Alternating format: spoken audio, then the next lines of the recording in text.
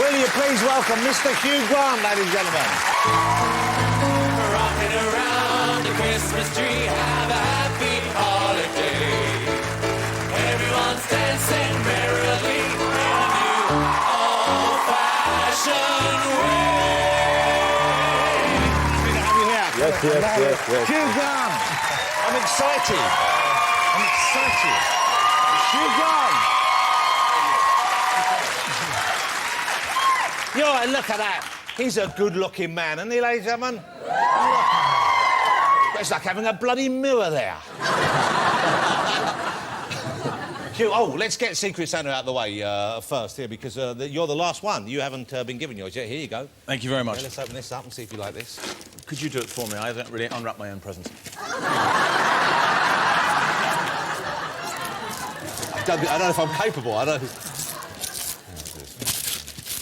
You want to do it all the way, sir, or just... If you don't mind, yeah. Thanks.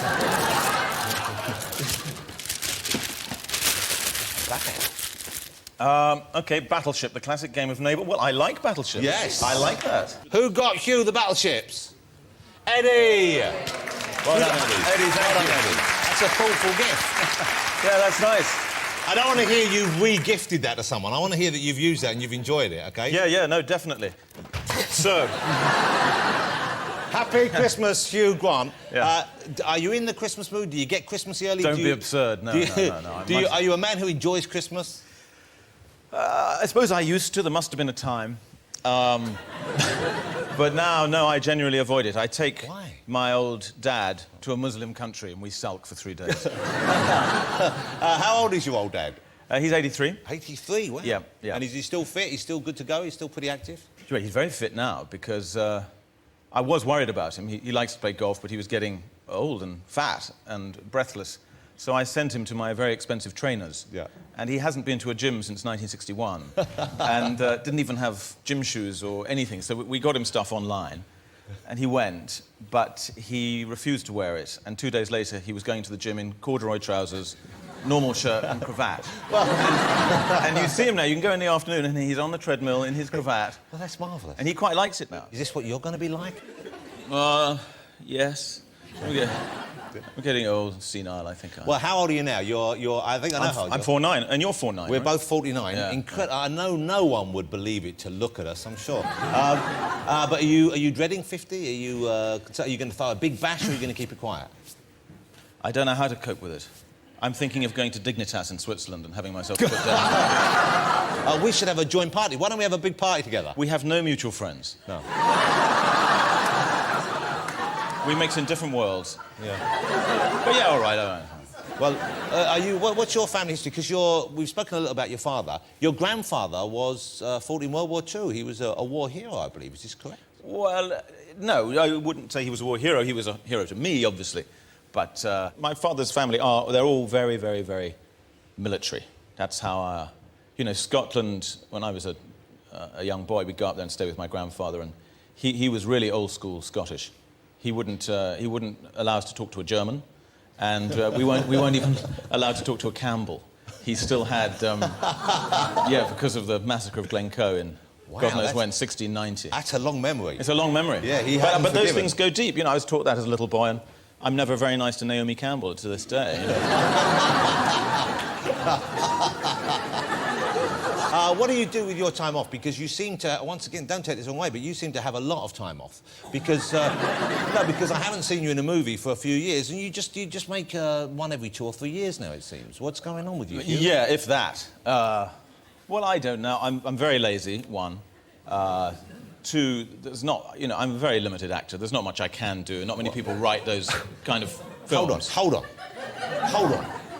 If anyone else said that about you, I'd take them outside and give them a bloody nose. Okay? All right, you've been typecast. This is what's happened. Well, you started off, because when we... I can untypecast myself. I did it once. I did it, funnily enough, with Sarah Jessica Parker 13 years ago. I thought, oh, well, that's enough romantic comedies. I'll show everyone I can do a thriller. Yeah. So we made a thriller, and 14 people worldwide went to see it. So... People like seeing you being a certain... But you know what? I think you're a very subtle actor when you want to be, because About a Boy, I mean, often you play the same stuff, but About a Boy was a terrific film, and I thought it was a terrific and, dare I use this word, a nuanced performance from you in there. I thought it was a great piece of work.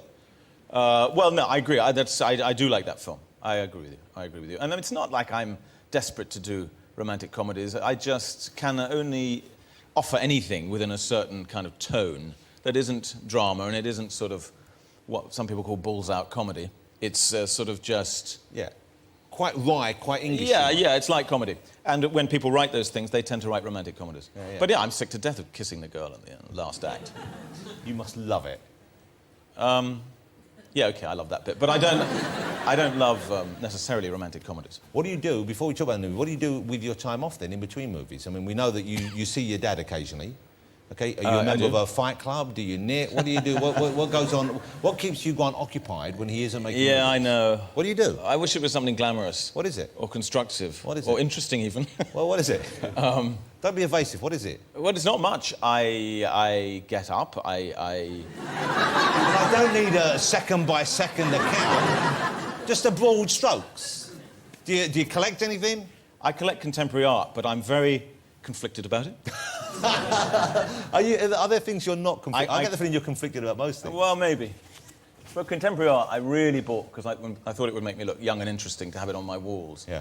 I think it's probably all bullshit, actually, to tell you. So you've grown to think that? No, I always thought that, to be honest. So I do that, and, you know, I have this golf addiction. I'm not proud of that, and... And did you spend a lot of money on your art? I mean, is this expensive purchases we're talking about here? Yeah. What's the most expensive piece of art you've ever purchased? Well, you know, I had this big fluke when I bought an Andy Warhol for $2.5 million, which was the most I'd ever spent on anything. That's a fluke that you paid to it? Well, it was a fluke because it turned out 5 years later to be worth $28 million.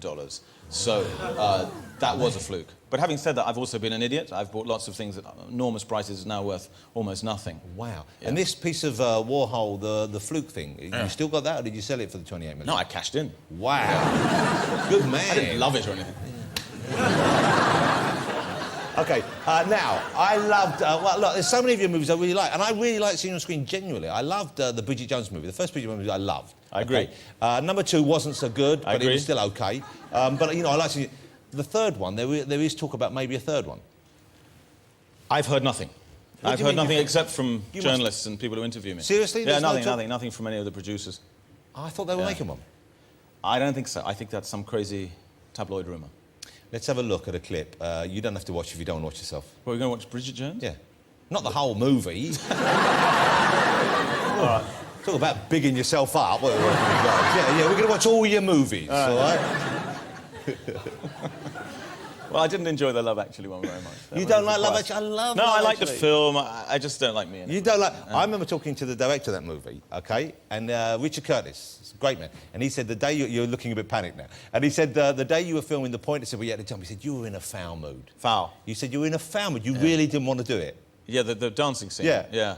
Hated it. I refused to rehearse it for Yeah, he all told those me. months. Why? Refused to. Too self-conscious making. I couldn't... I have to be really drunk to dance. And then it's by myself in my panties.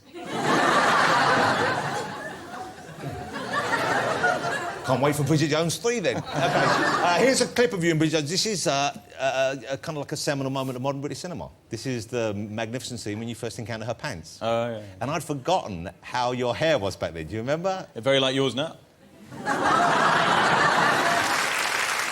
And that line, that wasn't in the script, I believe. Is that right? This is the rumour, anyway. This is the story of it. Well, Richard had written something excellent. He's an excellent writer. But I think I did make up one or two of those bits. Wow. Like Hello, Mummy. Hello, Yeah, Mummy. yeah. Had you used that ever previously, that phrase, in that sort of situation? Yeah. So you knew it worked in a weird sort of way? Yes. That's, for me, that's acting. It's getting rid of my own demons. Yeah. All right, let's talk about your new movie. You're working with the gorgeous, the fabulous Sarah Jessica Parker. Yes. She eats a lot. Does she? Tiny, tiny little thing. And I've never seen eating on that scale, ever. And so what kind of stuff did she eat?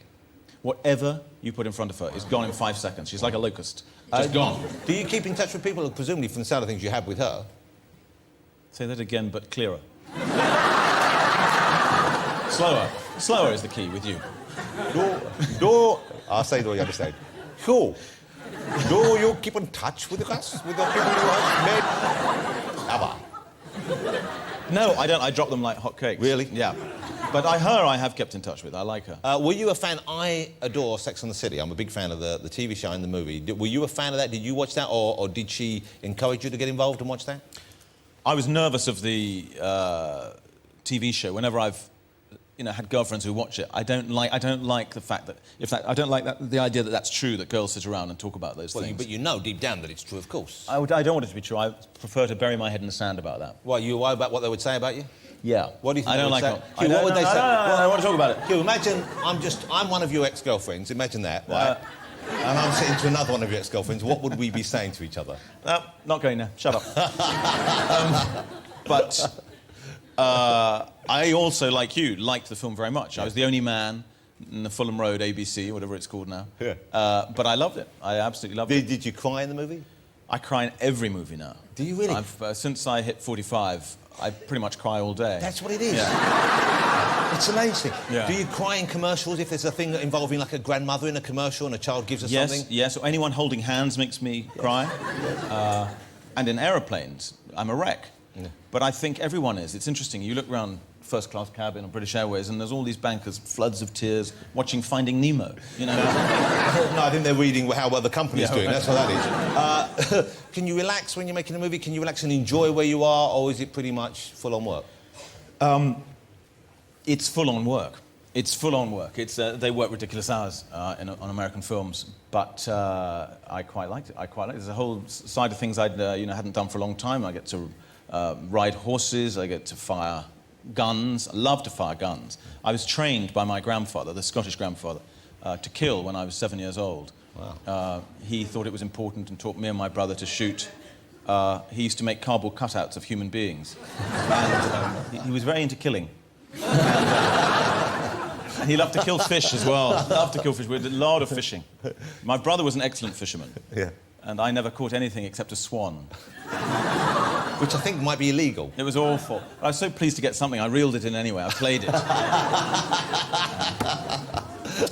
OK, the movie, it's a kind of a big city couple. Yeah. We're falling out, and they move to this small part, this tiny city We called New are a Mexico. high-end, high-achieving New York couple, me and Sarah Jessica, and we've got a marital problem. I've shagged someone, and I'm trying to make it up to her. I'm trying to get her back. She's thrown me out. And while this is happening, we suddenly get sent, we witness a murder and get sent into the witness protection scheme in this tiny cowboy town in Wyoming. And there you encounter, we're just about to see, you encounter the wildlife as well as the people. That's right. We go for a run the first day, and on the way back, a bear comes out of the underwood. Did you hear about the Morgans? It opens all over the UK New Year's Day. You're very honest. You strike me as being very honest. I mean, you're very funny, but at the same time, you seem quite open, quite honest about things as well. I wouldn't say that. You wouldn't say that. So you're not an honest person. Well, what's the question? Well, OK, I'll give you a question. Here you go. Why do you think you're still a bachelor, Hugh Grant? Ooh, heavy. Yeah. In your movies, you always settle down at the end, and I'm thinking, OK, you're obviously a man who, you're a good-looking man, you're urbane, you're witty, you're successful. Ladies like you, you're a great catch. What's going on with you? I'm not going down this road. Why not? What's wrong with you? If not now, when? I don't know. Listen, I should settle down. You should. I really should settle down. Well, why haven't you? You see, I'm just not going there. Why not? You're just going to have these long silences in your show. We can leave. We can just have a long silence. OK, fine.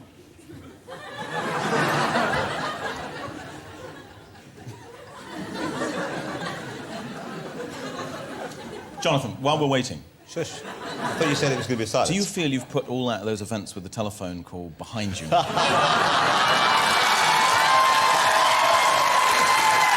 don't think I don't see what you've done there, Hugh Grant. I don't think we can't tell you're changing the subject while here.